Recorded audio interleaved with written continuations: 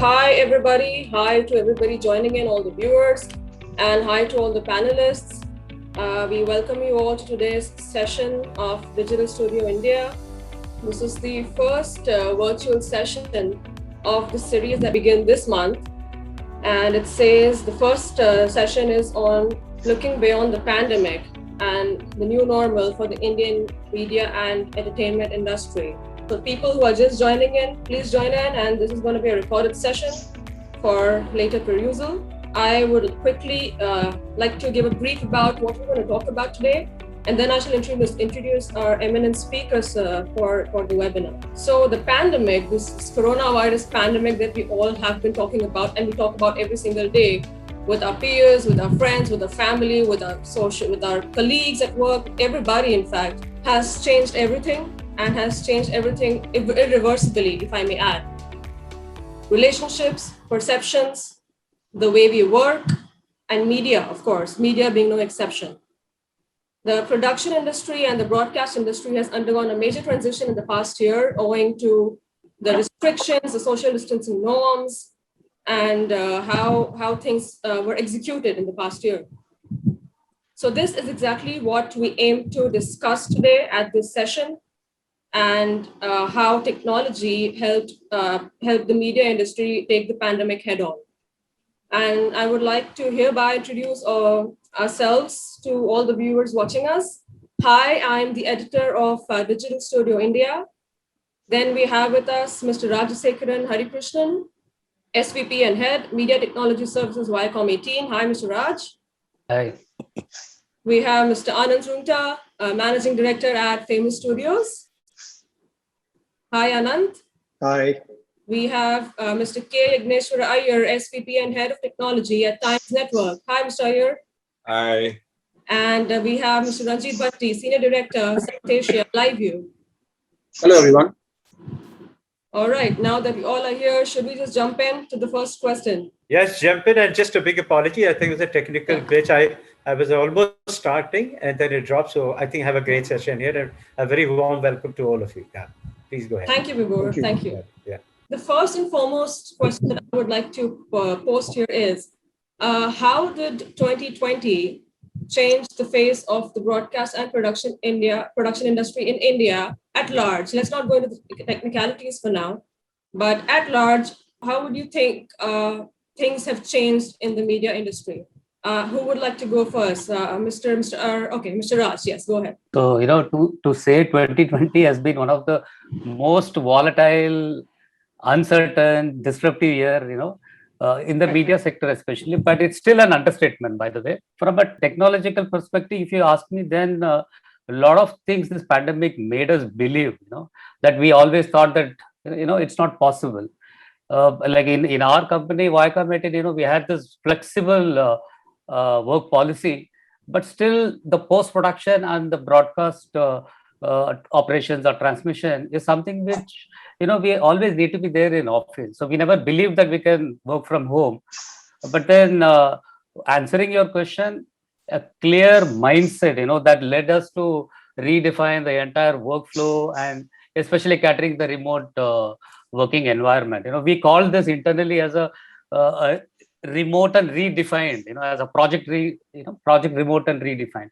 That's how we actually started our the initial phase of pandemic. Mr. Iyer, would you like to add anything? I think for me, the last year and now I think 15 odd months are not so much about technology, but about the fact that it's brought out the humanitarian in all of us. Exactly, yes. Right? We as tech people are a very small part of this whole reorganization of lives. Right? And the part we have played is pitifully small, honestly. Right? In our company, for example, the work our admin teams did, running, from home to home, hospital to hospital, hotels to hotels. The work our HR teams did in supporting people who were unwell, who needed support. And the leadership teams, how they came together to change ignore, modify, create new existing policies, literally at the snap of fingers. It wouldn't have happened in normal times. In normal times, most employees asking for an exception would have had the policy book thrown at them. Right. Yeah. Right. Mm-hmm. So I think for me, that is the biggest change we have seen, and I suspect that this will sustain for much longer than the pandemic. And there is a growing realization. There is now complete realization, and it is growing stronger amongst everyone that taking care of employees, taking care of your team members, taking care of your peers and their families is the most important aspect of work, whether from work or from home. And I think all our companies, I'm not going to just say, be an ass and say it's my company, but all our companies, Viacom, I know, News 18, I know all the other, our competitors, our peers in the industry, they've all done a phenomenal job of looking after each other. Our partners, right? Companies have helped their partner organizations, be safe. Our partners have helped us. We have helped our partners. It's been a good story. While we all know the tragedy that's unfolding around us in the last 1 month across the country, but I like to see the silver lining, and I see that we all still care for each other. We are not all dogs eating dogs. Absolutely. Very, very well put, Mr. Iyer. Anand, what do you have to say on this? How do you think 2020 changed your life at work and otherwise? So, I would like to echo what Mr. Iyer said. In fact, just a couple of weeks back, we lost a colleague from COVID. He was a young guy. He was not really taking any salary from us, but he was learning on one of our color grading softwares. And we also have rolled out a policy, something very similar to what Borosil had done a month back, where we would be taking care of their salary for a year. Although he was not taking a salary, but we would be giving him, or he's left with a wife and a 2-year-old. So it's pretty sad. But we would be paying them salary for a year and also 2 years of Mediclaim health insurance for the mother as well as the daughter. Now, obviously, our company is a family-run business, so this is something we've always had, as part of our DNA, taking care of our people. And unfortunately, last year there was a 3-4 month period where we could not pay 100% salaries because in the post-production business or in the shooting business, it's all run on P&L. So if you're able to do good business on a particular month, and over a period of 6-7 months, then that you can constantly pay 100% salaries, and you can also give them a raise every year. So we did have a bit of that, but we were one of the first studios that opened after the first wave. We opened on June 8th when offices were allowed to be open last year. And we rolled out 100% salary, much earlier than what we had expected. So, and you see, most of the people that have been with us as well, many of them have had more than 15-20 years of experience, and they've been with Famous for 10 plus years, So when I put myself in their shoes, it's always like, look, we're standing here even after 75 years because you guys have worked your backside off, to maintain the integrity of the company and the whole brand value of it. So yes, it's extremely important. As someone who's running the business, I got my guys a bit more, started focusing more on, pillars of value, things like that. So that even if they come in contact with someone who needs desperate help during this pandemic, they should go all out. And we've tried to support the fight wherever possible, whether it's monetary or whether it is voluntarily. So yes, echoing to Mr. Iyer, because the end of the day, what happens is when the dust settles, when you go back to normal, these people will always remember what you've done for them, and they will definitely put in another shift to ensure that that the company stays alive, and they would want to do more for you. Precisely. And yes, the other thing what we did was we actually hired a lot of people. We hired around 40 people last year. So in the visual effects and post-production space, obviously, it's not that big, but we did not remove anybody, and we hired more people, and we've been giving that optimism and enthusiasm that, look, the dust is going to settle at some point. Why don't we use this time to learn, grow? Let's see what new technologies are there. Let's start doing R&D. So that was basically the change for us. Great to know. And I'm also very happy that companies are, even focusing on these aspects along with work, because at the end of the day, we are mere mortals, and humanity is, it comes above everything else. And do you echo that, Ranjit? How would you put it for us? Hi, Anisha. Hi, everyone. First of all, thanks for having me here and giving me this opportunity to speak with, alongside with very, very reputed and senior professionals, industry leaders, and some of my friends here. So thanks for that. You're most welcome, Ranjit. And coming to your question about, how did 2020 change? See, for us, since I'm from the same industry, but from a different part of the table, from sitting across these guys. So for us, we could never envisage that 2020 would be like this. So for us, it was a total, I would say it was a very, very tough year. But at the same time, our focus kind of changed very quickly towards, towards more on the business side, and just like Iyer said and Mr. Rumta said, it was more towards our employees and how we can, because it's a very big change when you say you have to work from home. Oh, yes. It's not easy. I mean, when I was working in 2009 and traveling everywhere across, and having so many flights, I was thinking, when will I get a time where I, spend some time with family? And then suddenly, like, the wishes are true, and now I'm not traveling for the last probably more than 1.5 years, not seeing any airports. The last I did was Delhi, and I met Iyer sir in his office in the first week of March 2020 with Yal.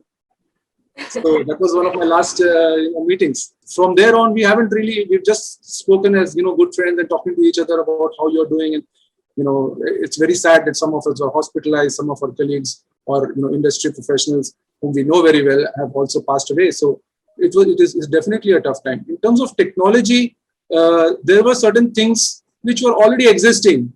For example, remote production. For example, cloud. These kind of things which were already existing, but we never had the compelling need to go down that road. We were always thinking, we know about it. Like, people were talking about stuff like so and so everywhere and so anywhere, but we never wanted to. We never probably had the compelling need so much that we have to explore it and we have to adopt it so fast.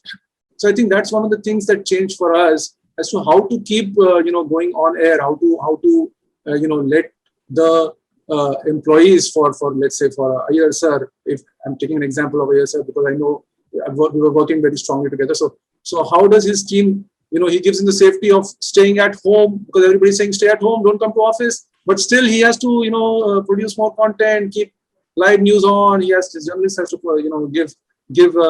deliver his whatever live news that he have to give. So how do you make that happen? So there were certain changes and challenges, which I'm sure when you have further questions, we'll address that. But yes, things became interesting.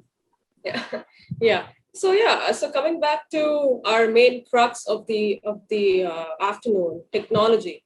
So we are all here to discuss how things changed and how things are going to change, how they look for the tomorrow of media. When I talk about 2020, I can only sort of remember one word: challenge. It was a challenge for all of us in a plethora of ways. So coming to challenges, how would you say technology faced a challenge, or how would you say, we are getting technical now, okay, so you can shoot in all your technical words and jargon here.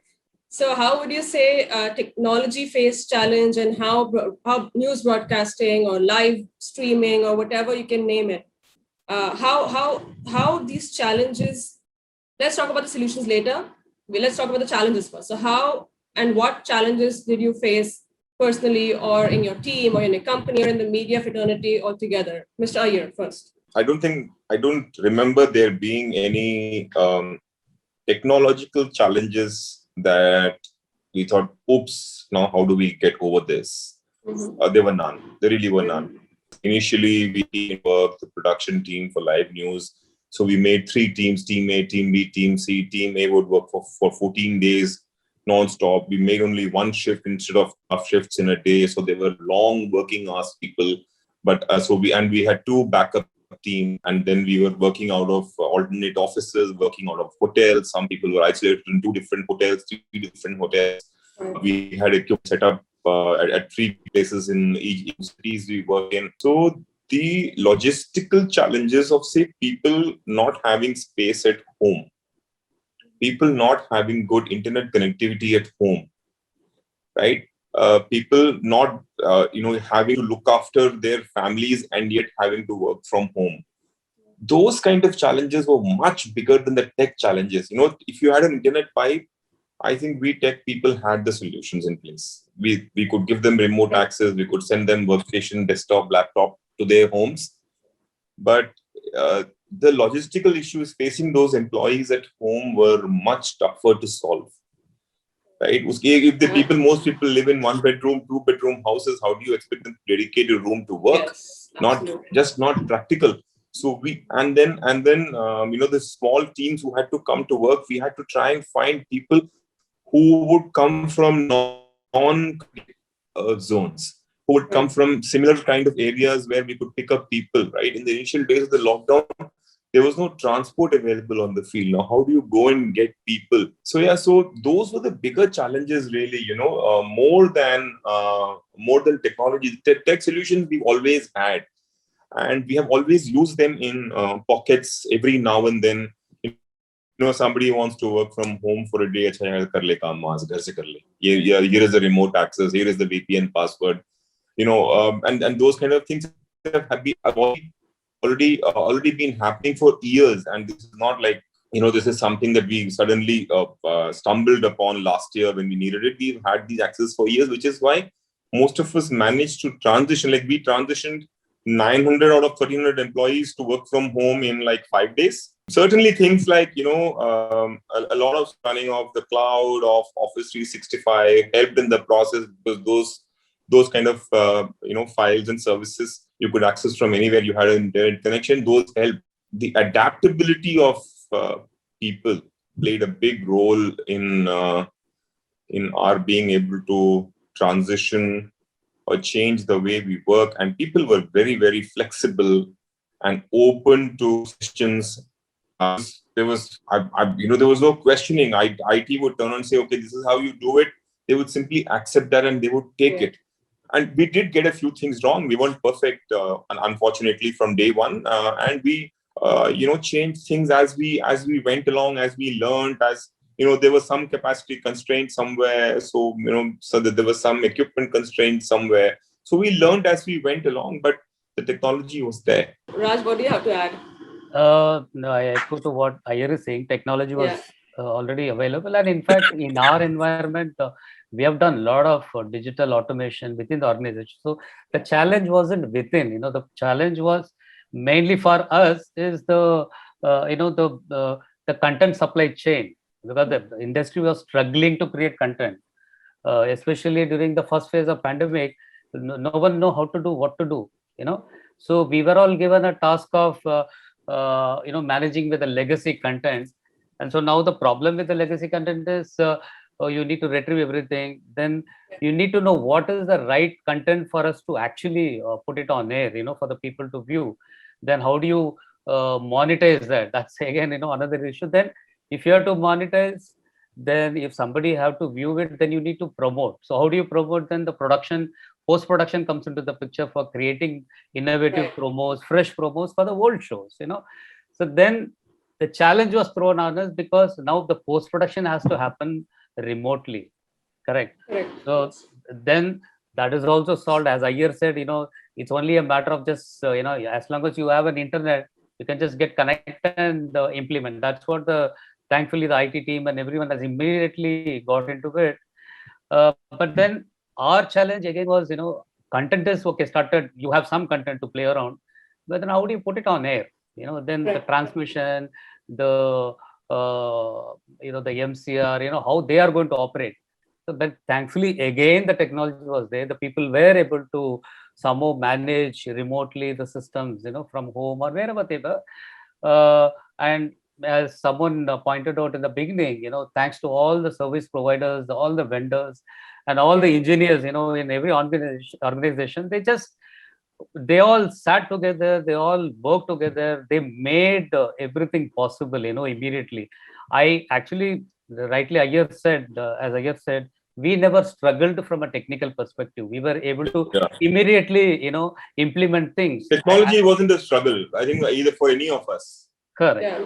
And Maybe in fact, the workflow was, right? Correct. Yes, workflow. Yeah. See, the problem is within the organization, the workflow was already built. See, for the last 1 decade, we were all improving how the efficiencies can be made from every aspect, right? So in my organization, we have implemented MAM and we automated so much. So which means what you need is only someone needs to just get the access of the system so that things are going on, you're managing that till transmission. But the biggest challenge I would say is the implementing the internet at home. And of course, Ayyar has already pointed out, you need to have a space at home. People were struggling, how do we coordinate with people? Everybody had to use WhatsApp, everybody had to call, so that is the biggest challenge. Slowly people are getting used to it. In fact, in our organization, we went ahead and understood all these complications. We along with one vendor, we started implementing we call that as a digital track space, so we started building. So there is a view where each and every flow is monitored, starting from the production till transmission. Everything you can monitor, and the content, how the content is flowing, where it is stuck. So you don't need to, you can call only then. You don't need to call 2 steps before. They know where it is stuck. So that is what we were targeting, and we were trying to face, these kind of challenges. Yeah, that's great. In fact, it was more than damage control. I'd say it was more like applying what you already have and optimizing on that, probably.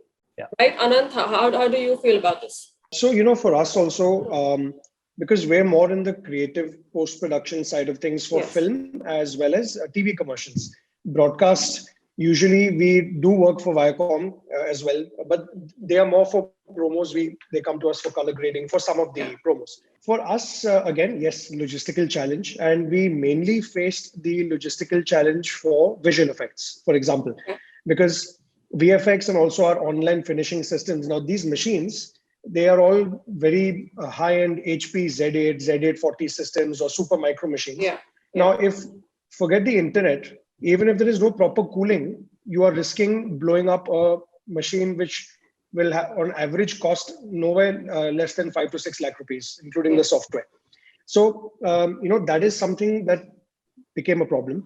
But we did manage to, because we have some good relations with Epic Games and Unreal Engine, because they're also now focusing on the next 2 big things in India, which is gaming and also virtual production, right? We were able to get our hands on some powerful laptop systems that we could send to our team members' homes. And somehow or the other, we still managed to pull through and do some work. It's been a logistical problem, but all the other tech that we have that could be accessed remotely, even sound to a certain extent. Fortunately, 2 of my sound engineers, they have a small home setup where they could access Pro Tools, which was in our facility here in Bombay, in Santa Cruz. So they were able to get work done. But see, with broadcast, the thing is they have to constantly put out shows, and they already have rights to movies. They already have, news that they have to obviously broadcast every day. So maybe for Raja and for IRG, it was mandatory because they had to be, they had to constantly continue working. For us, it was a bit of a challenge, but yeah, again, it was not tech, it was mainly logistical. But it took some time for all of us to get used to it, learn from it. And in certain cases, we also did bubble up team members to work on projects as and when they came in. So, whether it is getting special permission from the government or this or that, we found a way and we got it done. Yeah. On similar lines, Anant, in fact, I have a question from the audience. So in the current scenario, shooting floors have been moved out to a different state where they're probably banned. So are broadcast companies and production houses considering remote production also to minimize the transportation and, maybe the hospitality cost or something? This question, by the way, is from Devabrata Chakrabarti from Tata Communications Limited. He's Deputy GM. Yeah. So if you could answer that for him. Okay, so yeah, so I'll explain. So the first where films and advertising production was concerned, after the first wave, most of the advertising agencies, so the national creative directors, sometimes you also had directors that were producing a TV commercial for us, but it was all being done remotely. So yeah, so we had limited staff on set, 1/3, and through things like Zoom or any other technology, they were basically guiding them how to get the work done. Then after the COVID cases went down, then we got back to our old antics कि भाई 50,000 लोग set पे चाहिए तभी काम होगा. It literally became like that because I remember we produced an Amazon commercial in December. We must have been at least 250 people on set. Right. And when I asked my producer, I'm like, why do we need so many people? अरे नहीं जरूरत है, उसके बिना काम होगा नहीं अपना. A lot of the agencies also pulled out mandates. Now, even for example, Hindustan Unilever as a company, they set out their own policy that if a commercial is being shot, which is for our product, every single person has to have their COVID test done or whatever before they come on set. So every company or every brand that was producing a commercial had their own policies, and then the producer had to follow those policies. So it did become a bit of an issue, but people got used to it. And then I think by November, December, things went back to normal. But now again, we're back to square one. Yeah, so, correct. That's how it worked. I hope I've answered his question. Pretty resilient as humans, right? So whenever something amiss happens, we know how to bounce back. We know how to sort of morph ourselves into the new normal, as they call it now. Ranjit, you are saying yes. Tell me how and why. First priority for us was obviously our staff. We have a part of our global support team sitting out of India, and support is very, very important for all our customers to stay live if in case they have an issue. So first thing was for me was how do I mobilize all of my staff back to safety, back to their homes where they are living, probably in remote locations outside. Our global support center was in Delhi, so we had to relocate all the guys with all their systems back into their native places wherever they live, so that they are more safe. That was the first concern, and that really probably took maybe the initial couple of weeks. But then we also support up to about 45,000 to 50,000 hours of live every month, and this is a challenge. You have to move your team at the same time. You also to ensure that none of our customers suffer because of that. So this was challenging for us. At the same time, besides this, and this, by the way, is almost the same amount of live production which was happening at the same time in the US. When what was the scene in the US and all the rallies and protests happening out there, India was also producing the same kind of live hours happening over here because probably stuff with China and whatever and the pandemic. So we had to keep supporting that. At the same time, we also had a new set of customers who came to us who also wanted to live streaming and live production, wanted to have more live content. For example, politicians who wanted to deliver their messaging and stay connected, religious people who wanted to stay connected. So this was another a sudden spike that we had to balance on the other side. So news, broadcast news, yes, we already had some systems in place and we already had the tools for them, but the thing was that not everybody was using those tools. So, when these people have started to move from their studios and stations to their homes, we need to train them on those tools. We need to quickly enable them. We need to have the tools installed on whatever, whether they're using the phones or their laptops or whatever they're using at their homes. And we need to see that those people are connected. So this was also part of our journey of the challenges that we had to go through to quickly enable all our customers and all our industry friends to keep going live from wherever they are. Training was very important. So a lot of people, although they had the tools, it was there with them, but they didn't use it. Or there were new users, like for example, there were people who were moving from the studios, the big studios, to their home studios, which is a small studio. Just compare it to that. So certain amount of training was also we had to provide to all these people so that they can deliver the same flawless quality content. A lot of these people who was taken care of, who were moved to home, but there were still some people who were on the field. And, for example, there was a sports event or some other event which needed to go live. And for that, we need to, obviously, they didn't want to send a huge team with, obviously one aspect is cost, which is always there. Budgets are always a concern, but also the safety of the employees. So not everybody wanted to go, and stay in a different, travel by plane or stay in a different hotel. And so the minimum staff that could go, maybe just a cameraman and carrying a, unit. Again, I don't want to just push my brand into it. So basically we were trying to see how we can have remote production more effectively, not just for live, but also for the challenges about producing content. So it's not just live production, right? It's not just live content, also near live. The thing like, for example, you have to shoot through the day and deliver in the evening. So that's also near live. So that also was, how do you cut the time? How do you send your minimum, staff out there? Because you're risking as many people you're sending, you're risking those people, right? So you don't want them to be risked. You don't want their health to be risked. So you're sending the minimum people. You're setting systems around so that we're busy doing that and helping our customers achieve that.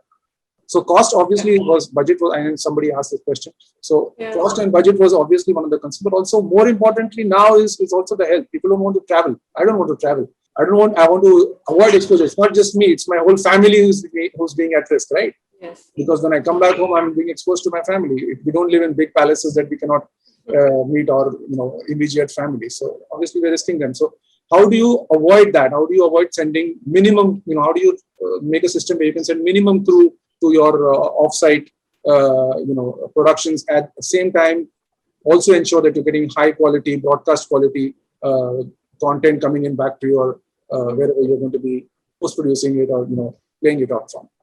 So when we're talking about all this, does any of you recall any instance or an example or any technology or anything that stood out in the past year? There's something I can point out and be like, okay, wow, this was commendable. Given the situation, this was done excellently. Any of you has an example or something you'd like to share with our viewers? With our viewers. So basically, when we were struggling, in the initial phase, things like Zoom, for example, has helped us to produce, shoot, and go live on social media.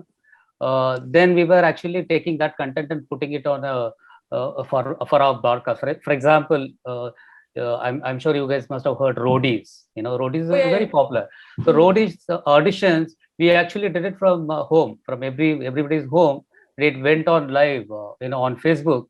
But then we created a weekly episode for broadcast, so which worked very well. While we were able to retain the audiences, if not on TV, they were able to see it there. But then we also catered the broadcast. So these kind of things happen, and some of the technologies like there are apps which help us to make sure that people can download on a mobile and shoot it very professionally. It even went up to a level of giving additional stops, 2.5 stops to 3 stops, and the increasing the dynamic range where you can actually take it to edit table, grade it.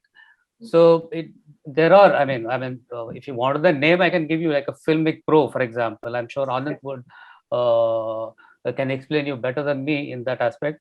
But these are all the things which really helped us. It actually stood out, I would say. Filmic Pro is a clear example of that. From our perspective, Anisha, what I think this is defined, this thing has changed the perception of amongst broadcasters and amongst producers, and I think the M&D industry at large. I think I can speak for most of us, is that TCP/IP reigns now. Yes. I think we all realize that TCP/IP is, or IP production workflows are going to be it. There ain't no escaping it. SDI will die soon. Yeah. Yes. Right. That was my next question, in fact, to you. That even one of. Oh, father, did I preempt your question? So you are forcing future, sir. No, but no. So I do see. Like, for example, in the last, even before the pandemic, our team started work. We actually produced a full news channel of the cloud. Everything, nothing except the front end interface on-prem, everything on the cloud, right? We put together a bunch of solutions and it works like a dream. Right. It just works. It just works as well as, a full-fledged infra setup in your facility. The users don't even know the difference. right? And this is going to be the future. There are a few economic limitations, but that is just a question of time and scale. Yeah.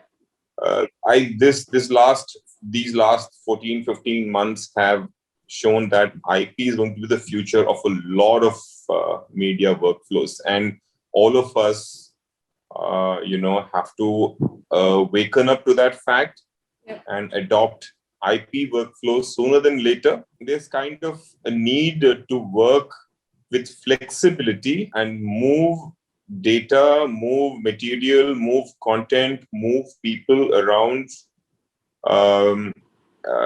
Can't be achieved with hardwired infrastructure of old. Right?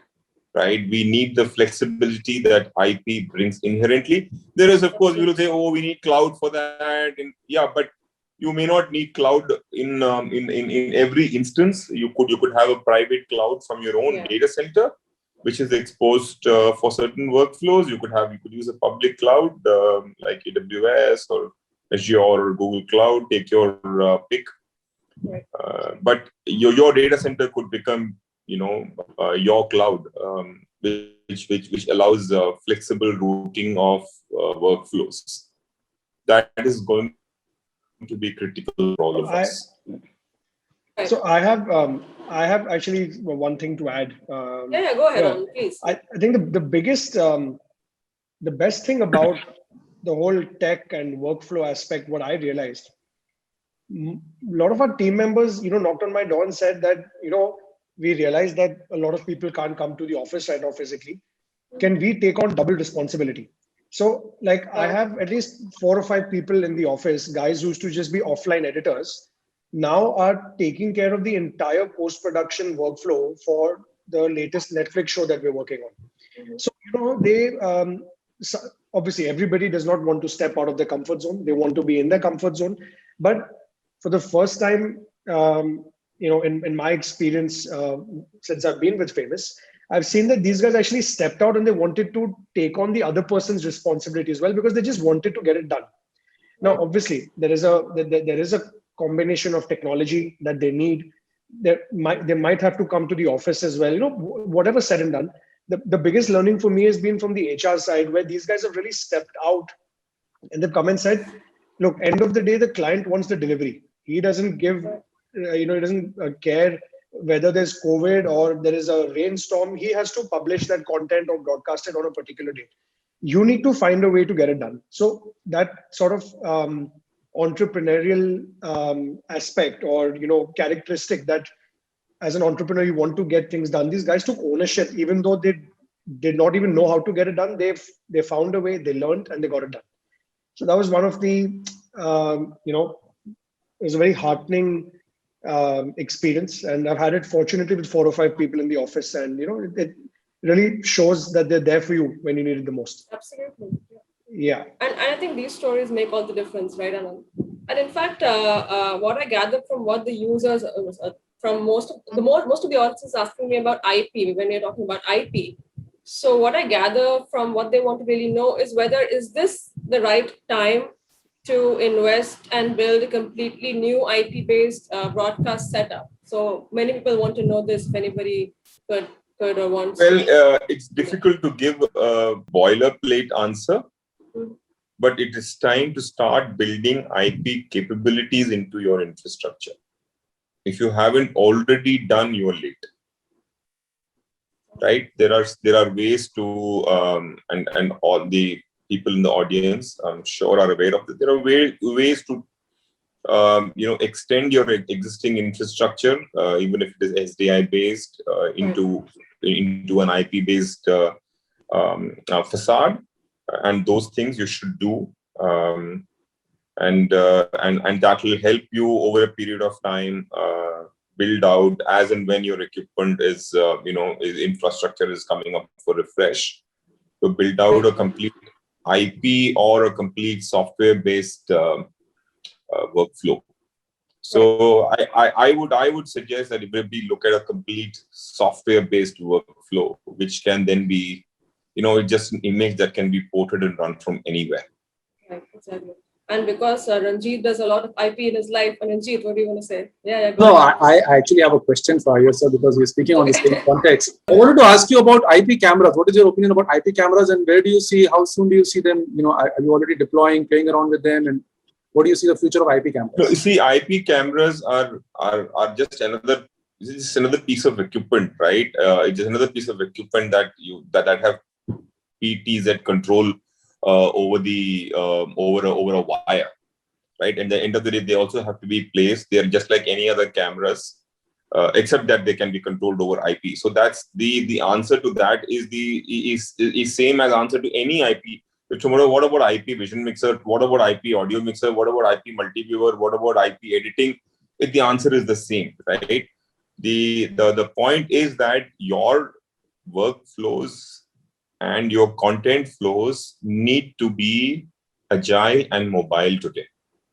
So now for your organization, you need to decide at which point do you want to convert that SDI into IP, and so that your business can continue in the face of disruption. There is no single black and white answer to a question. It depends on the organization's state of workflows today, the organization's priorities, their equipment, their needs, where they expect to be in the next couple of years, and all those standard no rocket science questions need to be answered. That was a very, very good answer, Ranjit. I hope that answers your question. Ranjit, don't ask difficult questions, yeah. This is not supposed to be a place for that's my difficult job. questions. Yeah, asking difficult questions is my job, and I'm still. So you promised you wouldn't. I'm asking you very easy questions, and in fact, you have all the difficult answers, as I said. So yeah. Okay, so we have just 15, 20 minutes, the last 15, 20 minutes left. We've already surpassed 45 minutes with a great insightful discussion. So to end it on a great note, I would like to ask you guys so when I asked you about technology, you all said most of it was already there in the system, and all we did was apply it to its fullest potential, probably to tackle the pandemic. But then, do you think there's anything that you can name that was introduced because of the restrictions or because of the challenges that we faced, and that will be a mainstay in the future? So when I talk about the future, do you think anything that was introduced in the last year or today, that is being introduced today, is going to be taken forward as a normal way of life in the future in the media industry? Oh yeah, 100%. For example, in our case, I've been trying to, hammer the use of Microsoft Teams across the company for meetings, right? Mm-hmm. But it felt like I was hitting my head against a wall. I got zero traction, I'm happy to say. But when the lockdown was announced, I suddenly had 1,000 people using Teams overnight. 1,000 people. It's not funny. Okay. And now people ask me, "Tune pehle kyun nahi bataya MS Teams use kar sakte the?" And then I can't go back and show them 300 emails that I've been sending. Yeah.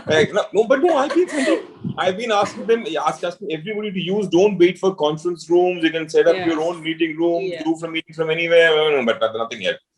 But overnight, the lockdown happens, and everybody's got Teams on their phones, they're on their laptops, and they're suddenly going nuts. And they didn't need any training. And the best part is, no one needed any training. They all used it all by themselves. Yeah. And that is going to sustain. Other thing is, I think people have got used to now a little more digital thinking in their own working, right? People are more accepting of automation, for example, right? They understand that, that workflow automation, business process automation is here to stay. That kind of acceptance, and that I don't need to physically sign a piece of paper anymore, right? To put my seal of authority on the particular step of a process is, I think that has sunk in very well, and I think that and I think the pandemic has really accelerated that digital thinking in people, which will stay and which will benefit all our organizations for years to come. Yes. Who would like to hop in? I would echo what Iyer is saying. See, the necessity is the mother of invention, right? Yeah. Yes, it's a cliche, but then its inherent truth has been revealed across the industry this year. Correct. So every day this pandemic is driving us crazily, and all these remote productions, they were all there. Only thing, the workflows had to be defined in such a manner which can accepted by each and everyone, because the initial issue is, it's not just the technology, it's also the people who need to learn and get adapted to it. In our case, it's mainly the editors and the producers. Editors still can be, because they're still okay to get into the technology side. But then how about producers? There has to be a collaboration between them. So a lot of innovations are going on. So how an editor, while he's editing, how the producer also can be working together to, this is the innovation which is going on. We call that as over the shoulder. So a lot of solutions that have come up, but they are not at par with what people are expecting. But yes, it is evolving, and I'm sure it will be there. Once that is there, then probably these kind of things can be the mainstay. But again, Anand would again agree, the production, will again go back to the traditional way, while rest of the workflows that we have created for the editors, or maybe for the operations team, transmission team, that may still remain, whatever we are implementing it today, but may not be the production, because they may go with the full-fledged. Today they have those constraints, though somehow they are trying to accept, and they are doing it. They are okay to go with this remote production today, but I'm not sure whether they will stick to that forever. Right. So they may go back to the traditional way of shooting. That's also right, because there are a lot of advantages to certain old ways of doing things. I call them old, or as the industry likes to call everything that is more than 1 hour old, legacy. At least that's what vendors like Ranjit Bhatti like to call anything that's more than 1 hour old is legacy. So there are advantages to two people, an editor and a producer, sitting face to face and communicating and working on a high power machine, which is difficult to duplicate remotely. We can come a little close to it, but you can't replicate the real feeling of working together. I know Anand is probably the best example of that. Yeah. There are a lot of workflows in M&D that you could continue to do remotely and will continue to be done remotely. But again, there is a lot of work which needs people. Like in news production, we need to have PCR, those 4 or 5 people, in the production control room, screaming at each other's heads, and being ready to slap each other to death. That interaction, that human interaction, is important. Right. Anand, yeah. So we produce commercials. We just produced a movie, albeit we finished our film before the lockdown started last year. But yes, if you want an ideal scenario, the ideal scenario is everybody gets together in one studio or an outdoor location with a previs. You have the producer, the DOP, the director. Everyone plays a very crucial role in delivering the project and unleashing creativity. Now, we always say that the film is made on the edit table. It's a very classic thing. But now, even if you edit the film nicely, the audio has to also marry very well with the video. Otherwise, you won't get that impact. It's like if you're watching Top Gun, the first opening scene of Top Gun with the soundtrack at the back, it wouldn't be as good if that soundtrack was not there, right? So you look at it from any sort of video that is touched you. End of the day, content is meant to entertain you and touch you. That is only possible when everyone is together. So eventually, I am very sure, and I am an advocate for this as well, I would like people to come back physically and start working. I hate work from home. It's just not my style. I can't do it. Barring 1 or 2 weekly calls with my team कि भाई P&L ठीक है ना कि bank से loan लेना पड़ेगा. Barring that, I cannot sit in the house and work. It's just not me. But yes, coming to the technology side now, I mentioned virtual production, and when we talk virtual production in India, people will always think of one movie, which is Star Wars Mandalorian, because that is the gold standard of how Disney has used an LED wall to produce something which is just breathtaking. But yes, when you go into the nitty gritties, the kind of money they have spent on it, that is also pretty expensive. It's not something that an Indian producer would be able to get his head around, that kind of budget. With all my discussions with even the advertising agencies, the creative directors, DOPs, virtual production is a technology that is going to be used more in the future, because it's like bringing the outside world into the studio. Tomorrow, if you need to fly to London and shoot at Trafalgar Square or wherever it is, you're not going to be able to just fly tomorrow. But yes, you can get someone in London to take plates or videos, have that sent to you. Your guys can comp it at the back, and then you can have you have all the technology available now to shoot in virtual production. Your high-end render machines. You've got the trackers. There are 7 or 8 different companies that make trackers. Cameras are freely available on rent. But what is going to happen is scripts are also going to be, people are going to start writing scripts based on the technology they'll be using to produce it finally. So, like, I'll give you an example.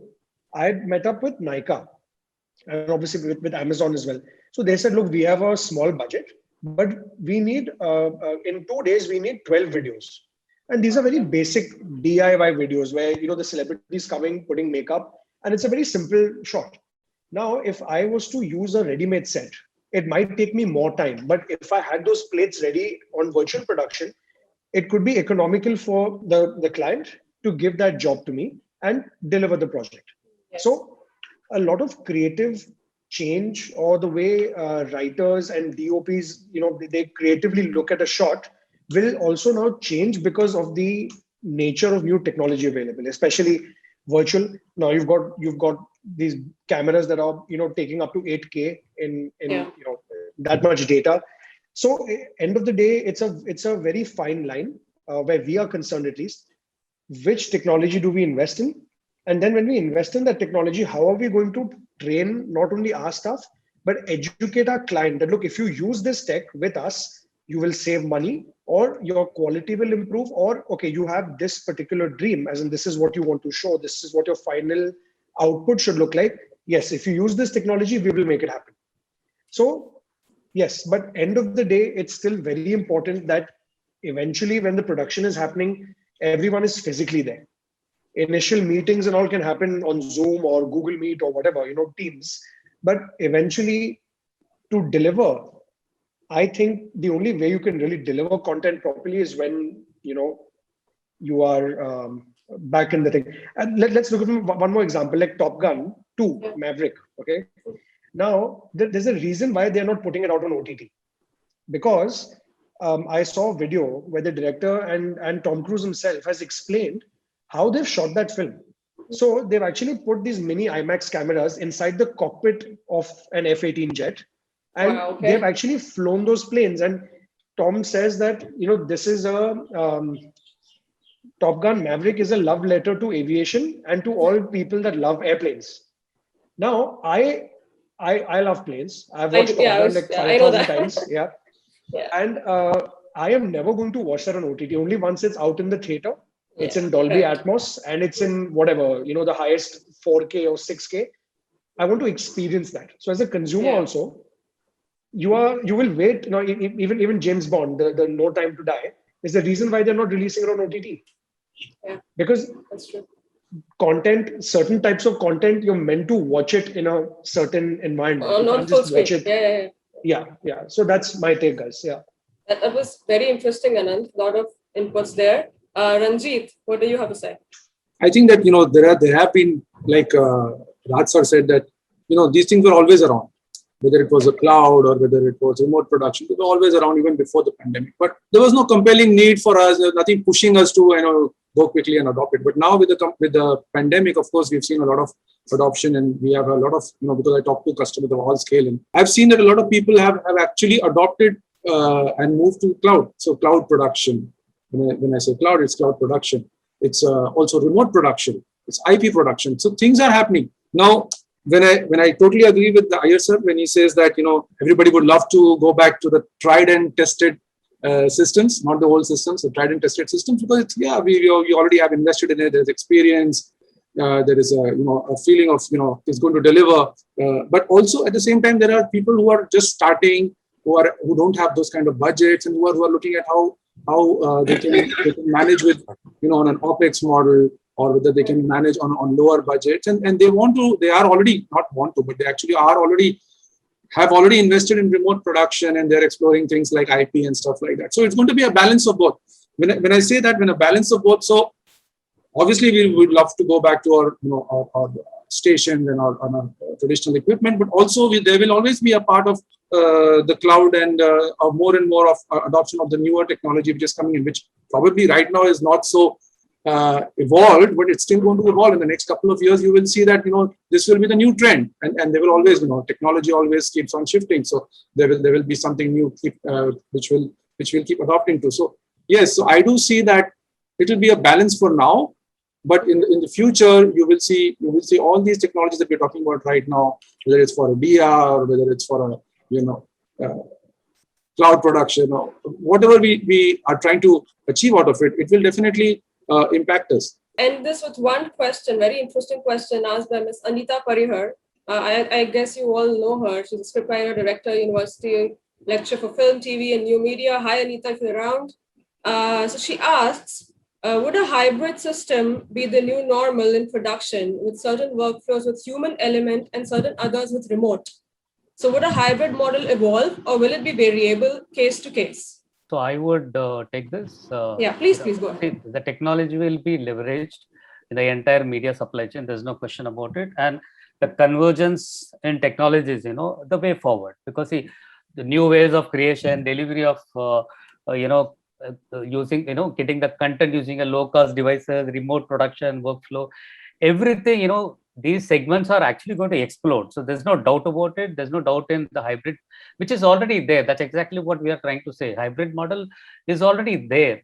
See, most of the workflows, I don't know about the news organization because I have not worked for the last so many years, but in the entertainment side, pretty much everything is digital. Only thing that is not digital is only the production. So rest, otherwise it's already hybrid, I would say. Yeah. Anybody else? Same for news, mostly hybrid, and it will stay like this. It will stay like this. It will I think the part of the whole news production process, the whole part of even the non-news entertainment content, supply chain, production, transmission process, more and more will become less infrastructure tied or location bound, and it will become more and more mobile.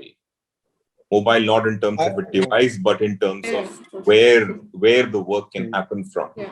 But yes, hybrid is the way it's going to be forever now. I don't see that changing. It should not. It's not. I think it's to everyone's advantage for every company to find the right mixture. I mean, I can't sit here and prophesize a 50-50 or 60-40 generic rule. That's not going to happen. Of course, yeah. It could be any combination, but it will be a combination for sure. Great. Yeah. I think hybrid is something that is definitely going to stick. Again, no percentages as how Mr. Iyer said, but think of the opportunity. Before, what used to happen, you used to only maybe meet a writer, director, DOP sitting out of your own city, right? Mm-hmm. Today, I have access to the best writers globally across India, colorists, sound engineers, you name it. Now, for example, the mastering of the movie for the music that we have in our film, the entire thing is done by some 20-year-old youngster sitting out of Toronto in Canada. And he's not overcharged us, he's charged us decent rates. But the fact is, you get access to talent and the world becomes a much smaller place. It was always a smaller place, but now you're forced to think that way, that why should I restrict myself to only working with someone who's sitting out of Bombay? Maybe there is a good rap artist sitting in Northeast. Why don't we also give opportunities to people all across the world, and especially for us in India? So it definitely will be a combination. Okay, it will allow multiple professionals in different verticals and disciplines in our industry to have their names. For them to be known, they can start presenting work. for them, it's exposure. And there's only one result of that, where it's not just Bollywood, it's regional, it's the whole content landscape of our country is going to grow at the same pace, and that is what, for whether it's the broadcasters, whether it's studios like ours, or whether it's even filmmakers, I feel they should use this technology and, experience different stories and different people, different talent from across the world. But yeah, where production is concerned, again, going back to this old point, no point producing unless you're actually there together. But then that is obviously in the final stages and you're actually on set. Yeah, hybrid model is actually the perfect model for our industry. Great. Ranjit, anything to add? Yeah, so I agree with all of them, because the what we call it as the collaborative workflows, where you can have users from across the world connect and work together. This is a possibility which has been there for many years now. So it's always been there. And like, for example, if you need to have maybe content from maybe it's a live content from any part of the world, you can just ask us and we'll connect you with one of our users over there. And obviously you don't have to send your own person over there with all your equipment. That person can, obviously at a charge of a fee, we'll send it out to you, we'll do the work for you. So that's always possible. And then there are other tools which allow you to work together. And obviously I'm not supposed to be taking name of other vendors, but yes, those tools will help you to, like Anand said, that he can have maybe somebody composing a music for him or writing some piece for him. Everything, it's pretty much possible, and this is where the industry is heading. Absolutely. I think now more. Yeah, exactly. Now all the more, yes. And I think it's always a mix of the human element and technology together, because a computer can have everything, but human qualities of perception, judgment, and gauging. So yeah, it's always a mix, and I think that's the way forward, as all our eminent speakers just confirmed. And on that note, I would like to thank you all for an excellent session and for so much of knowledge sharing, Mr. Iyer, Anand Thuta, Rajshekharan, and Ranjit. Thank you so much for the time, for the inputs, and for the brainstorming, and for those excellent inputs that might be very, very handy to a lot of people who are watching us right now. And any questions, anything, please, you can shoot the questions to us at Digital Story. You have all the details. And thank you all. Thank you, audience, for joining in. And be safe. Until then. Thank you. Next. Thank you for having us. Good seeing you. Thank you for having us. Raj. Thank you. Nice meeting all of the panelists. Ranjit, speak to you soon.